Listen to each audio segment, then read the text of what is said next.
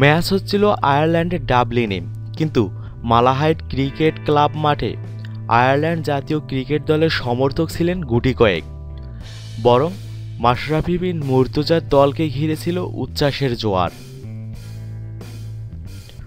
আর সেটা এতটাই যে প্রায় মনে হচ্ছিল ভিনদেশে নয়, ঘরের মাঠেই খেলছে বাংলাদেশ।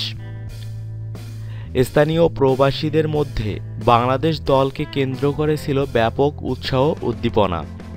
খেলা দেখতে হাজির হয়েছিলেন ২,০০০ মানুষ, বলা বাহুল্য এদের অধিকাংশই বাংলাদেশি। ম্যাচ পরিত্যক্ত ঘোষণা করার পরেও বাংলাদেশ দলও এই উচ্ছ্বাসের সাথে একত্র হয়ে যান। কেউ গিয়ে হাত মেলান, কেউ সেলফির আবদার মেটান। সব মিলিয়ে ৭ সমুদ্র ১৩ নদীর ওপারে দেখা মিলল ছোট্ট এক বাংলাদেশের।